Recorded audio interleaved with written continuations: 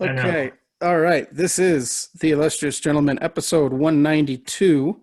As anyone who's watching on YouTube or listening knows, my co-host tonight is not Scott. Scott's busy working. He had to make the professional and mature decision to sit out this episode so he could keep working on his deadlines.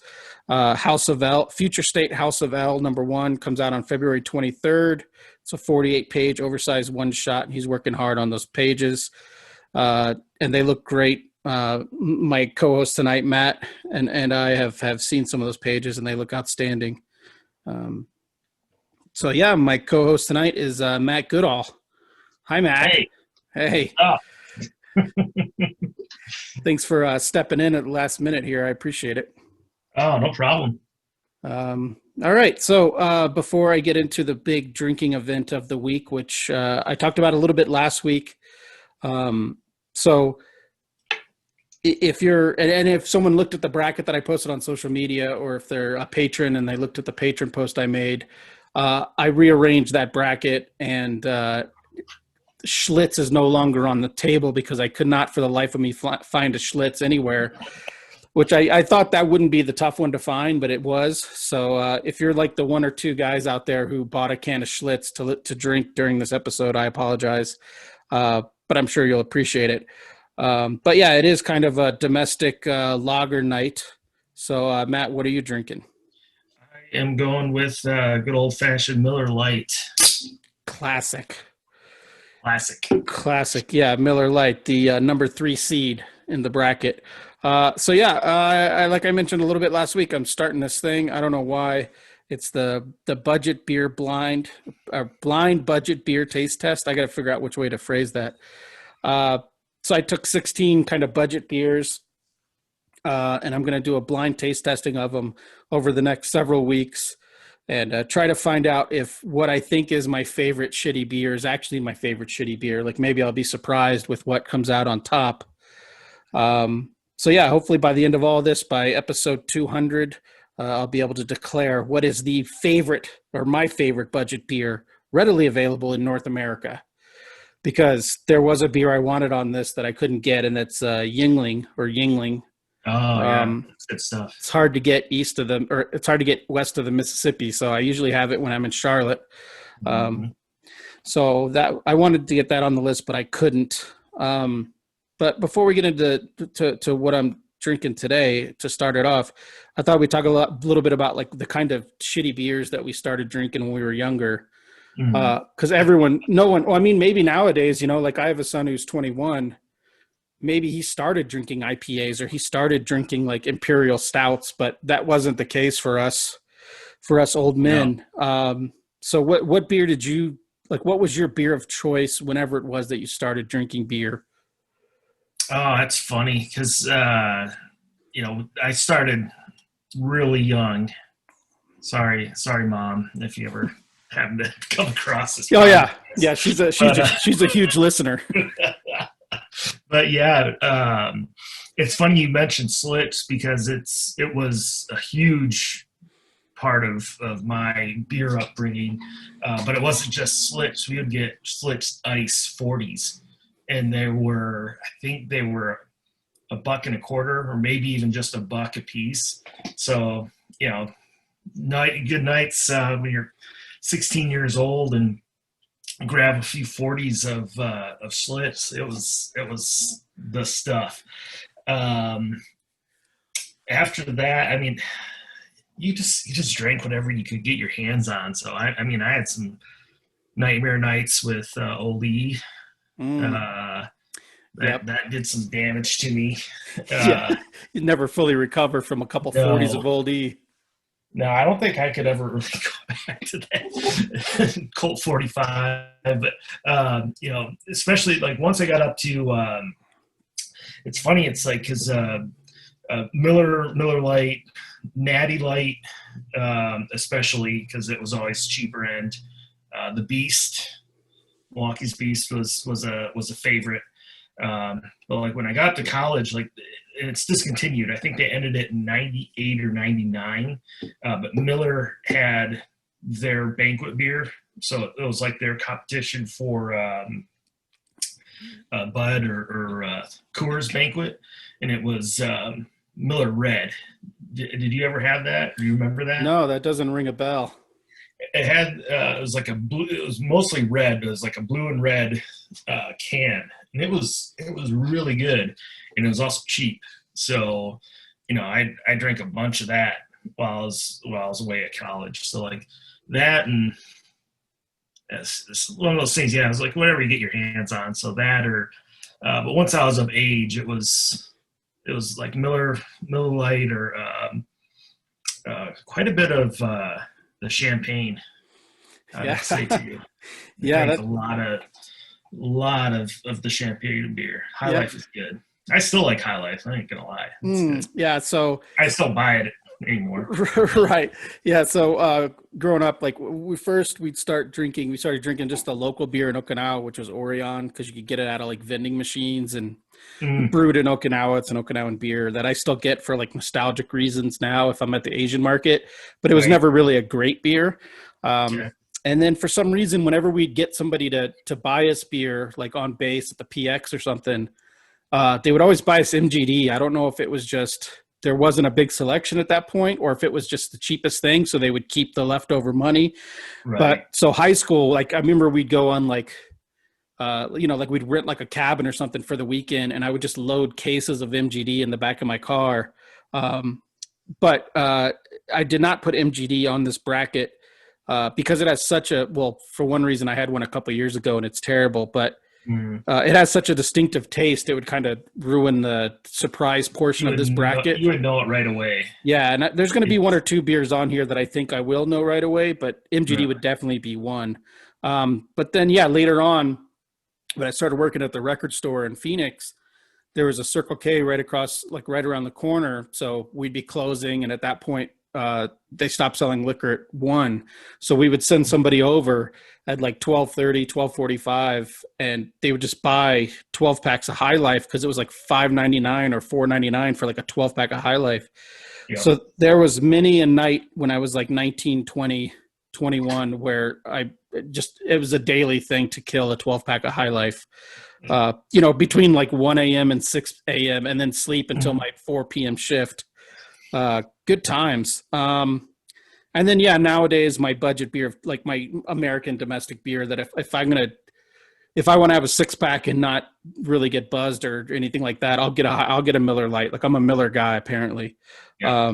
So yeah, those days when you want to throw down a 6 or so, Miller Lite's a good way to do it and still have all your functionality at the end of the day. Definitely. Yeah. Yeah. Okay. So these 16 beers that make up the bracket are ranked in 2 different ways. Beers 1 through 12 are ranked according to a USA Today article from 2019 based on sales data. And then beers 13 through 16 are ranked via my own popularity poll that I made up in my head. And then Okay. a couple notes to start with. I'm not drinking any of the ice beers. I never was like into any of the ice stuff. I'm not drinking any malt liquors. No Corona, no Heineken. The Corona and Heineken are probably my least favorite. Throw some Stella in there too. Whatever it is, I hate. It all tastes sour and gross to me.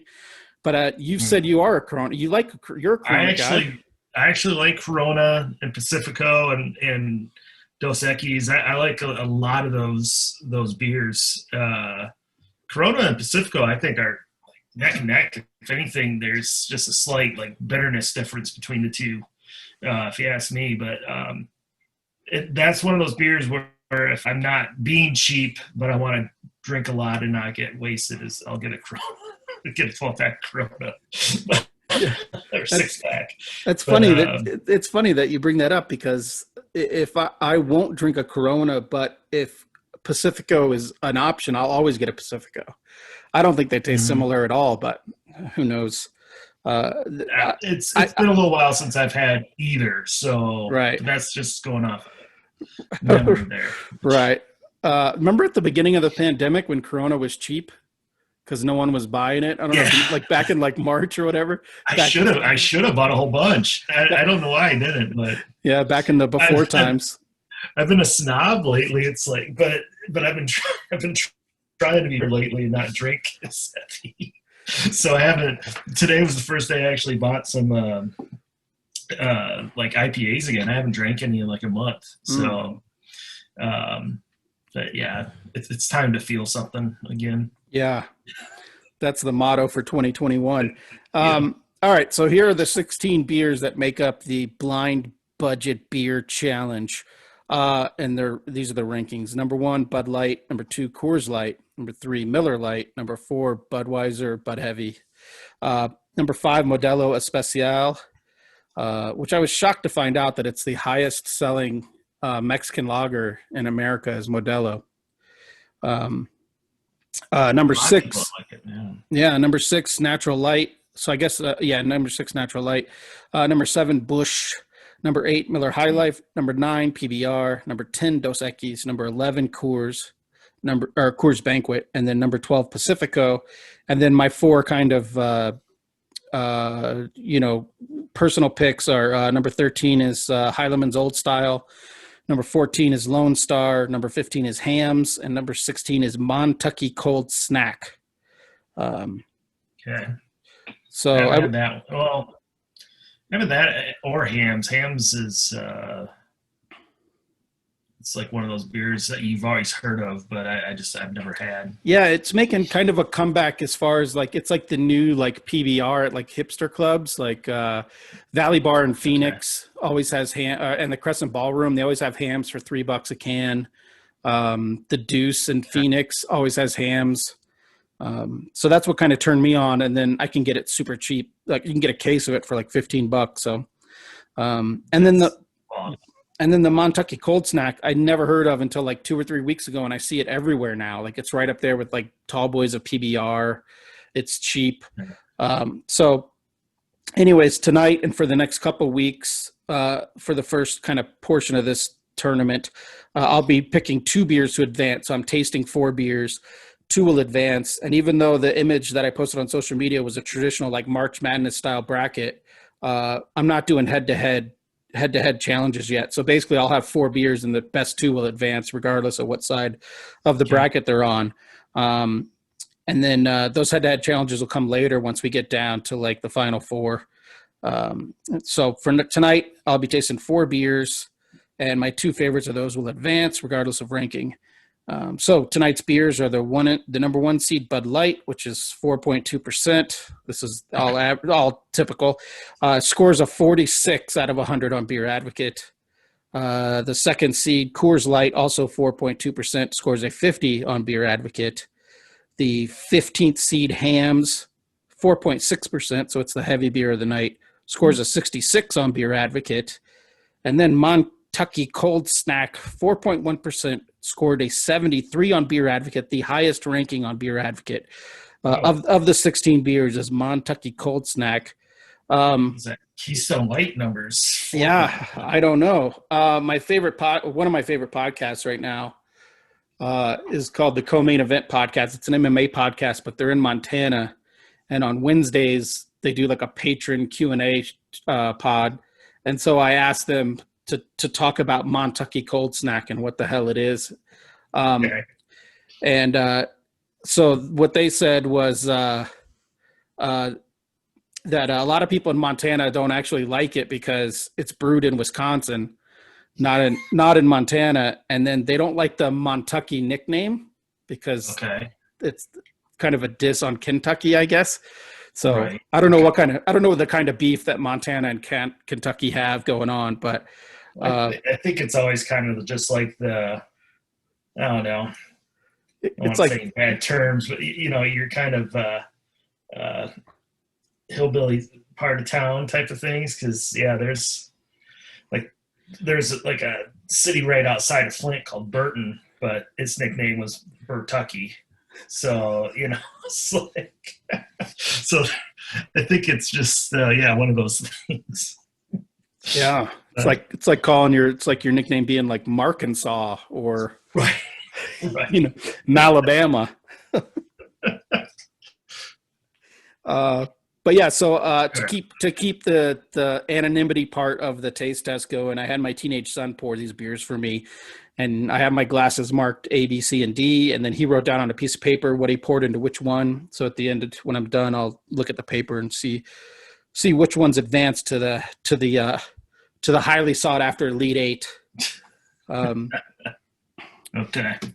But yeah, I'm this is an interesting bracket for me just because, like I said, I have personal favorites on here, but I don't know if I'll be able to pick them out if I'm not looking at a can. Like out of these 16 beers, if I had my choice to grab one of these, I'd probably grab a Lone Star, which kind of tastes almost like it's brewed by PBR, it's brewed by Pabst, so it almost tastes like Pabst.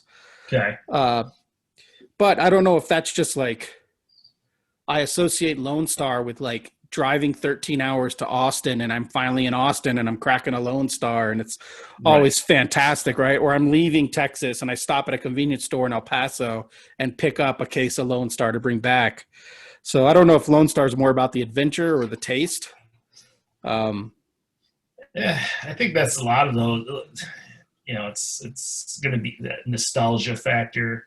There's out of the group that you mentioned, I think I missed a couple of years. I have to go back and look at your bracket, but Modelo is one that stands out because it has a very distinct taste to me. So like if I was doing it, I could tell that like right off the bat. But I don't know. I know you're not drinking that tonight, so that will. Yeah. I think I think the only one that I might be able to tell, I would like to say I could tell the hams because I drink a fair amount, but I'm really having a hard time discerning between these four. Well, one of the four has a distinct flavor difference, but the other three are kind of all together. But yeah, I think High Life and maybe PBR, just because I've drank so much of those over the last 30 years. And High Life almost has like my wife calls it a sour milk like flavor to it, almost like a sourness or like right on the edge of like rotting or something. Yeah, it's got that aftertaste that like MGB fully goes after. It's like right. Not quite skunk, but pure skunk. Because like MGD is like pure skunk, even though it's not in a green bottle like Rolling Rock or Heineken, or Mickey's, but it's on that way. Yeah, High Life has a pretty distinct taste. PBR, yeah, we drank a lot of 50-cent pitchers of PBR back in the day. So I think I could probably tell that. And then just out of pure hatred and what it does to my stomach, I'd say I'd be able to tell it Busch Light. Yeah, because that stuff's just pure garbage. Well, I don't have Busch Light on the list. I just have Busch proper. Oh, Busch okay. Right. Busch Heavy. Same thing. Yeah. Sorry. Yeah, earlier. I haven't drank those since college at all. Oh, earlier. I'm going back. Yeah, it's a number 7 seed. Earlier, you mentioned we were talking about Old E, and when I moved back to the States, I lived in this apartment complex in Florida, and another friend of ours from Okinawa moved. So me and 2 friends from Okinawa moved into an apartment in Pensacola, and then another friend of ours from Okinawa moved to Pensacola and moved into the same complex, just with a different apartment. Okay. So the couple that I was living with, I quickly found that to be tiresome because they were a couple and like they would just like go in their room and like so I had nothing to do when I got off work. And so this other guy that moved down here, he was older and his girlfriend was still in Okinawa. So he would buy us every night. He would buy 4 40s of Old E for 2 each. And then I would buy us Taco Bell because when I lived in Okinawa, there weren't many American fast food places. So like we hadn't had Taco Bell in like 6 years. Right. So we just every night after work, and we worked at the same place. We both worked at a Dunkin' Donuts. So every night, Taco Bell, I would buy the Taco Bell. He would buy the 40s and we'd go to his apartment and just drink 40s and eat Taco Bell and talk about how much we missed home. And then at some point he would get drunk enough to bust out a calling card and call his girlfriend in Okinawa and spend like $15 a phone call. And I would just like sit there on his futon, like passing out and shit because Old E, it does something to you. It's not really that strong, but I think there's just something about it that it'll knock you on your ass, especially No, it 80 has like ounces of it. embalming fluid or something in it. I don't know what it is, but it wrecks you. Yeah. Yeah. And for I some remember reason, we did it every night for like a month straight. on the good times though. You know, Oh, yeah. Great times listening to him talk to his girlfriend on the until phone. he was talking to his girlfriend, right? Right. Yeah. Yeah. Yeah. How long, Good. so why was it he never mixed it up? Never went for the Colt or a Mickey's or anything? No, it was right after like Menace to Society came out, and it Yeah. was, Okay. and that was one of those movies. It was like Yeah.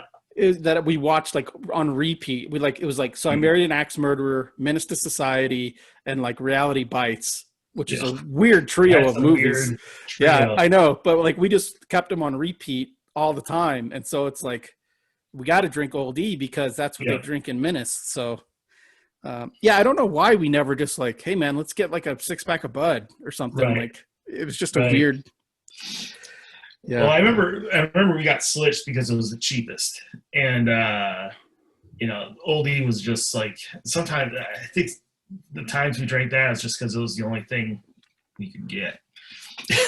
So yeah. uh, How did you guys get? So what was your as we're trying to fill content and I drink these beers, yeah. what was your method of acquiring beer when you were underage? Oh man, we had Without so many, but like the main one was I'd say we had two main ways to get them, and the first one was one of my best friends, actually best man in my wedding, or eventually. Um, he was almost a year younger than us. He was like young for our grade, but he looked the oldest. Like at 15, he had a fuller beard. He had basically a beard like this, and already was kind of starting to go bald. And there's two different party stores nearby that would sell to him.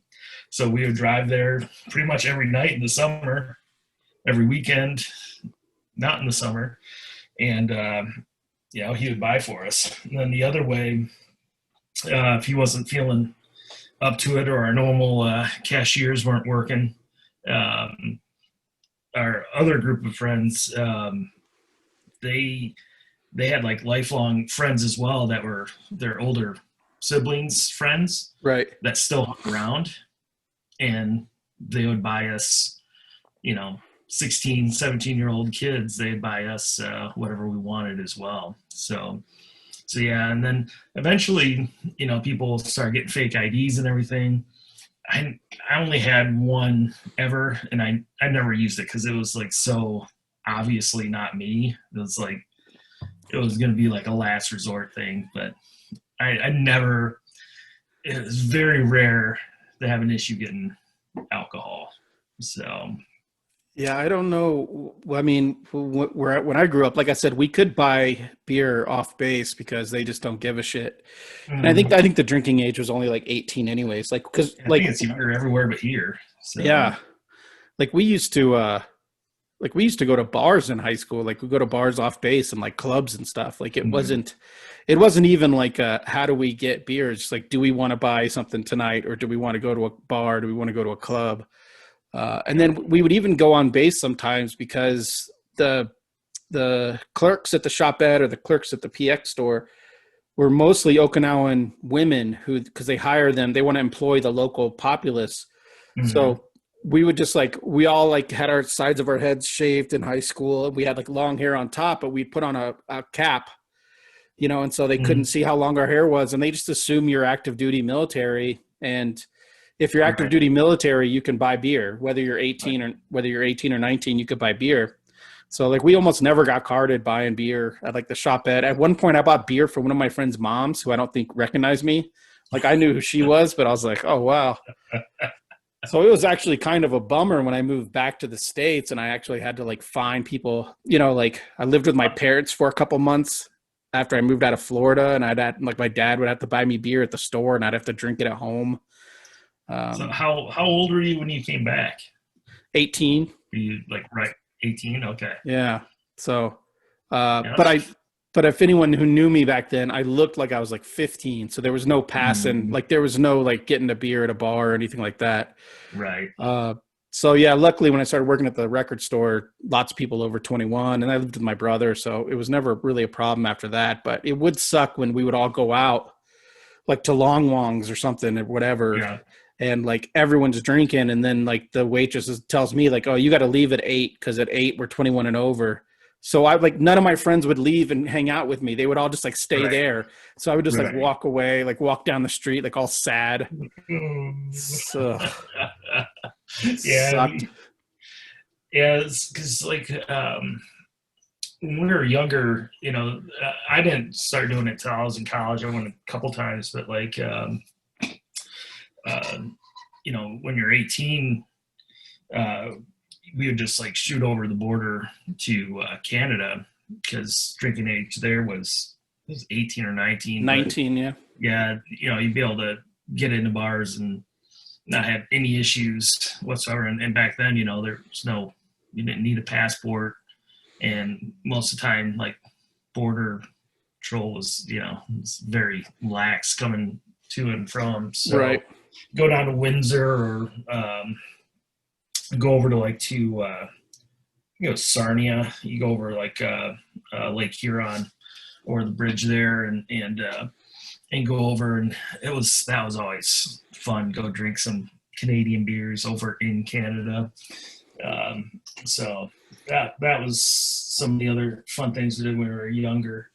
Um, and then, but yeah, when you like start working when you're younger, because like I always worked around that age, like restaurants. So you're always with, people that could buy or whatever, and it'd be funny because like certain bars, like in college, at certain points, yeah, they were 21 and over, but sometimes we would go early enough where I'd be able to sneak in early enough, or they wouldn't stamp me, So it's Right. like, so then I'd be able to, kind of trick the system that way before I was 21. But I don't know. After I was 21, I lived at the bar until, well, shit, pretty much until I moved out here.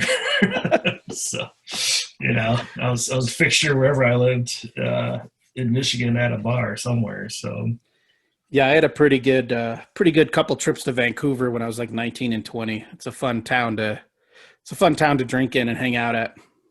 I've never been up there. I want to go up there so bad. Yeah. Never been to Western Canada. Well, Yeah. really, really much of Canada. I've only been to certain parts of Ontario, Yeah. basically. So, I've only been to Vancouver, so okay. yeah, but it's a cool spot. All right, so let's talk real quick about one comic, so I can at least say we talked about comics. All right. I picked up that last issue of the Ten of Swords crossover, X of Swords, Right. uh, Okay. by Pepe Larraz and Marte Gracia. So I only read 5 parts of the 22-part crossover, and I'm totally cool with that. Like it crossed over through every mutant book, but I only wanted the ones that were drawn by Pepe Larraz. Right. And so he drew 4 of them, and then I think an Excalibur issue that was drawn by R.B. Silva. Mm-hmm. But it's cool. There's a splash page in this issue where like they call in the reinforcements, and like 50 or 60 mutants are jumping out of this, like, I don't know what the fuck they are, portals or whatever. Everything in this book is like portals. Everyone's just portaling everywhere. But it's cool because you see all these like random mutants. Because I don't know if you're following along, spoiler alert, but like basically every mutant is alive. They're all part of X-Men now. They're all part of Krakatoa or Krakoa, whatever. Cool. Yeah. Yeah. So that was cool to see. And then it's a big, bunch of fighting, great stuff by Pepe Larraz there. And then they brought back the Captain Britain Corps. Okay. I didn't even know we're gone, but like I'm a sucker for Captain Britain, going back to like my Excalibur days. Right. It's the first comic I ever really bought. So Okay. it's cool to see like 7 or 8 or 9 different versions of Captain Britain's. My Captain Britain, Brian Braddock, is now called Captain Avalon because Psylocke is Captain Britain now. Okay. but not the Asian Psylocke, the British Really, Psylocke, the real Betsy. the Okay. real Betsy, right? Because the Asian Psylocke is still alive. Revanche, I think is her name. That's her original name. Yeah. Yeah, so something like that. So I think in the comics they call Betsy Braddock Captain Britain, and then they call Asian Psylocke Psylocke. I don't know, but Okay. I thought it'd be cool. Like I like the idea of the Captain Britain Corps. Like it'd be cool to see a book of that where you have like a whole team of Captain Britons and they just travel like other dimensions, fighting alternate versions of like X-Men villains, maybe like a weird version of Magneto or like Toad or some shit, whatever.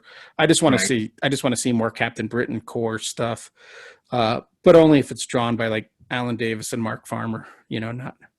Not by Joe Schmo. Yeah. I'd love to see anything drawn by Alan Davis nowadays. Does he really even do stuff anymore? I don't know. I don't know. I think the last thing I really remember him being on that they made a big deal about was that Justice League the Nail book. Do you remember that? It was like a 3-part. So it was like an Elseworld story, and it was about Ma and Pa Kent got a nail in their tire driving down the road, so they never got to the crash site, and they never collected Kal-El, and he was picked up by like bad guys or the government or something. But basically, it was like the Justice League and the DC universe evolved without a Superman. Okay.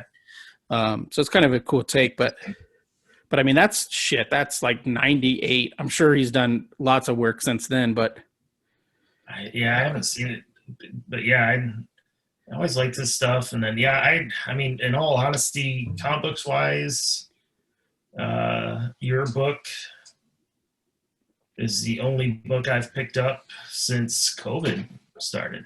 So I think the last books prior to that, X-Men wise, was House of X and Powers of X. And I think I had all of those except for the final issue of the miniseries before they relaunched right, all the books. X-Men. It was right after they did the raid. They bring them back to life. That was the last ones I had. Yeah, there's a So lot. There's a lot. like, Yeah, I would like to collect it just for his stuff. So, but yeah. yeah, he's jumping around a lot. I don't know what he's on next. But yeah, I buy whatever Pepe Larraz does. RB Silva's on Fantastic Four now. That's a fun book. But yeah, the X books are there's almost too much going on. Like there's Yeah. like pages of prose in the thing I got to read now. Like I mean, I know how to read, obviously, but I don't. It's it's like I guess I haven't done the math. I would like to flip through a 20-page comic and see are any of them just prose pages or are there still 20 pages of art and then the prose pages. But it's almost like there's too much going on. I picked up Sword number 1, which is kind of spinning out of Ten of Swords. It's like space mutants defending, like they're basically in like a space station over Earth. Yeah. Sword. Yes. Yeah. It's an acronym for something, but anyways, Yes. Yep. the new team's kind of her name runs it or used to. I can't remember what her name is now. Brand. She has green hair. Yes. So the new team, it's got kind of some cool characters in it. It's got a Whiz Kid in it. Like do you remember that Exterminators miniseries from like 1989? Yes. Part of like spun out of like Inferno or something. Yep. So Whiz Kid was in that. He's a kid in the wheelchair. Yeah. Oh man. Yeah. So he's in this book. That's going back. Yeah. Spoilers. Young Cable, who I hate Young Cable. He's in this book. Who else? Gateway's in this book. Nice. And then a bunch of like other like mutants that are just like some of the acolytes from that storyline, Magneto from X-Men number 1 when Magneto had the space station. Some of the acolytes are characters in this book. So because with that, like all the mutants are now on the same side, right? So they're not right. Yeah. So are they good guys too, the acolytes, or are they? Yeah, basically everyone. I think at some point there's gonna be a revelation of like maybe there's like some mind control going on or something because everyone seems to be in line. Okay.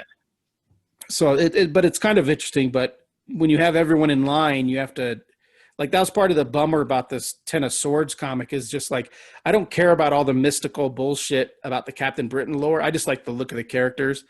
Uh, but the whole storyline was like, oh, bring in these new bad guys from other dimensions or whatever. So I think when everyone's on the same side, you have to create new villains, and it's not, Right. I guess I'm just like an old fart who just wants like the Brotherhood of Evil Guys, Mutants. yeah. Yeah, yeah. But it's kind of cool. I might give it a couple issues. I don't know if I'm going to stick around for it, but I like the premise of like a hard sci-fi mutant book. Hmm.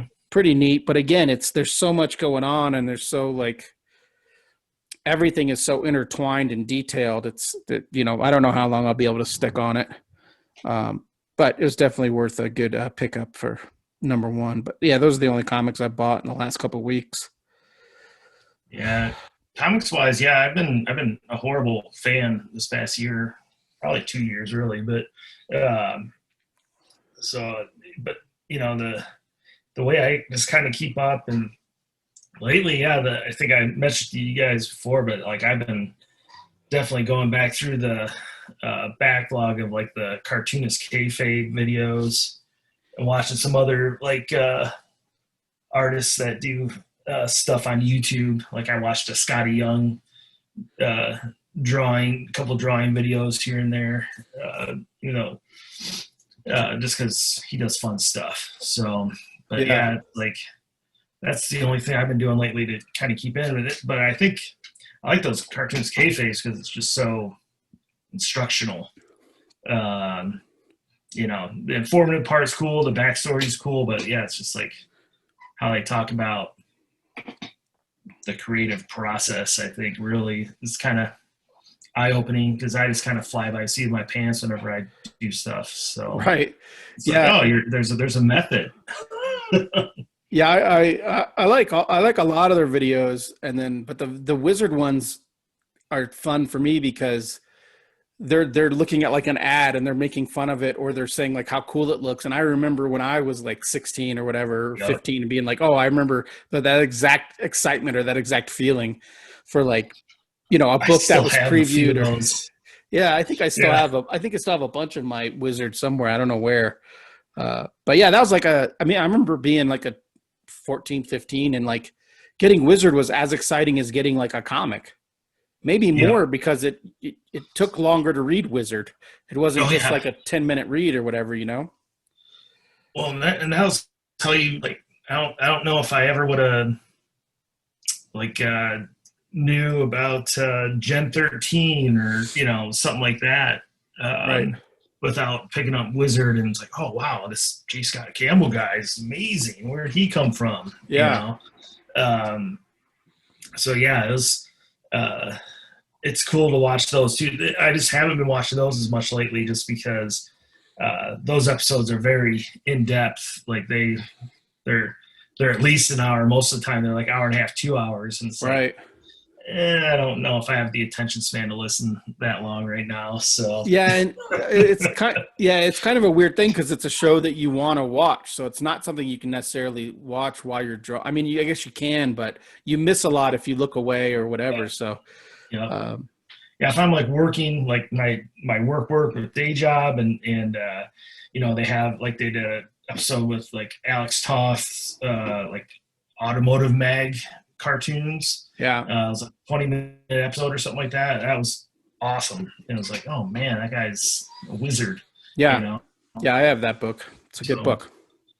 yeah, so I don't know, cool stuff. So that's really all I've been doing lately to kind of keep up. And but yeah, I need to start ordering books and things like that. I'm just bad about it. So Yeah, well, yeah. I mean, there's definitely like I go to the comic shop and there's stuff on the racks that if money wasn't if money wasn't ever a stumbling block, I would definitely check mhm. out more things. But I'm always looking for ways to cut the comics I'm already collecting. Like Right, so, and then I realized and I realized this when I stopped reading comics like in the early 2000s, is that like I don't miss them when I cut them from my list. I never yeah, I never miss them. There is one that I stopped buying the monthlies of Oblivion Song, and I actually kind of wish I'd stuck with that, but I'll get that in trade. Okay. But for the most part, like I never feel bad about it. Right. But I also don't want to, like I try on this show, if I talk about a comic, that's something I'm recommending and something I'm excited about. I don't really want to talk about the books I'm not picking up anymore. That's kind of shitty. Right. But speaking of things that are shitty, I think I have my order. I think I know what Nice. beers are moving on. What we got? So let's see. Wait, I have them in an order here. Hang on, give me one more second.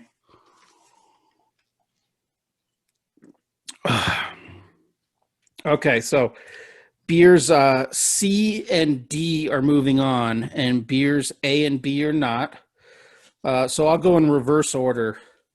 The worst beer of the night, the one that really tasted differently from everything else, was that Montucky Cold Snack. Okay.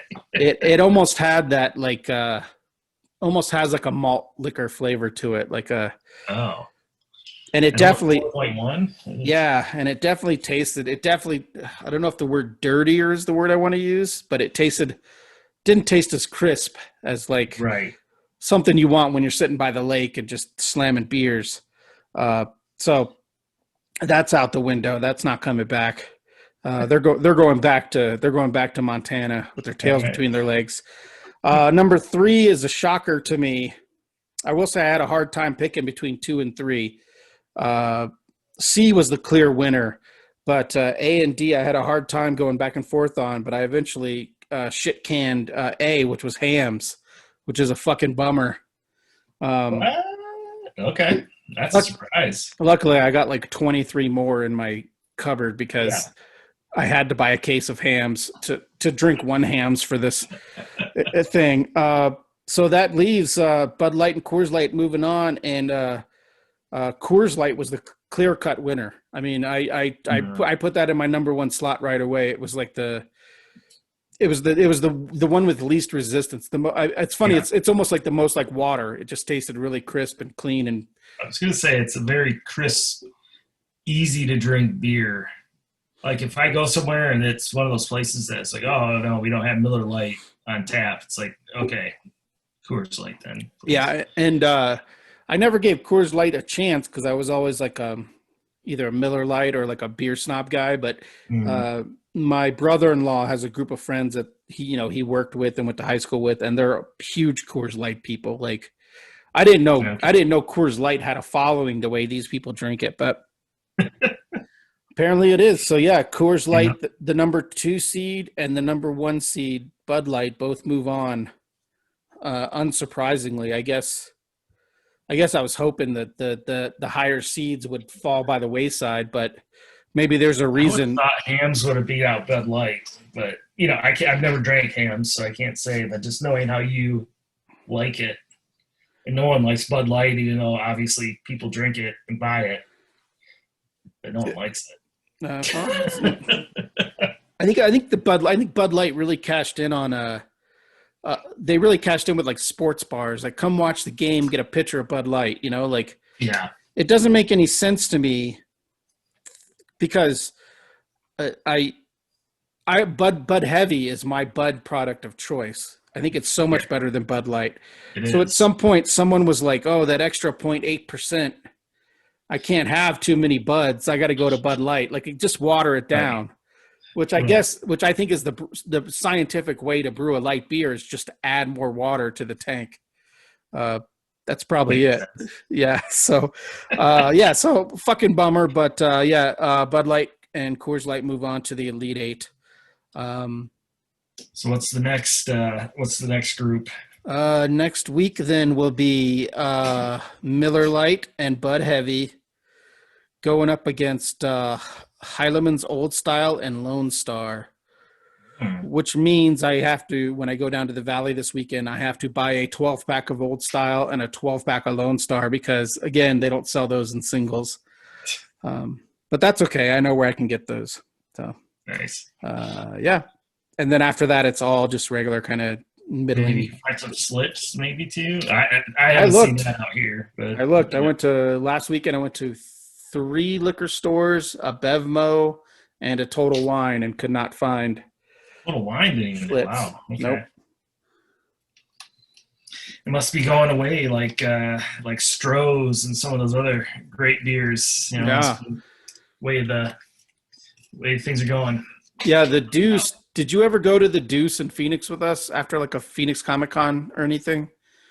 Maybe So is it's it like downtown? yeah, it's like an outdoor bar that has like a boxing ring in part of it. It's like a warehouse that part of it's outdoors. Oh yeah, I know what you're talking about. No, I haven't been there. I haven't been there. Yeah. So they have a good selection of like you can get an old style there, you can get a Hams there, you can get a Stroh's there, you can get a Schlitz there, and then they have a drink they call the Schlams. That's they just pour a Schlitz and a Hams into a big glass and you drink that. And then they also have like a Schlams that's like pour a Schlitz in with like a Bloody Mary and have the Bloody Schlams, and then pour like a Schlitz in with like a margarita and have the margarita Schlam. I haven't been bold enough to go through all that. Plus, it's super overpriced for their cocktails.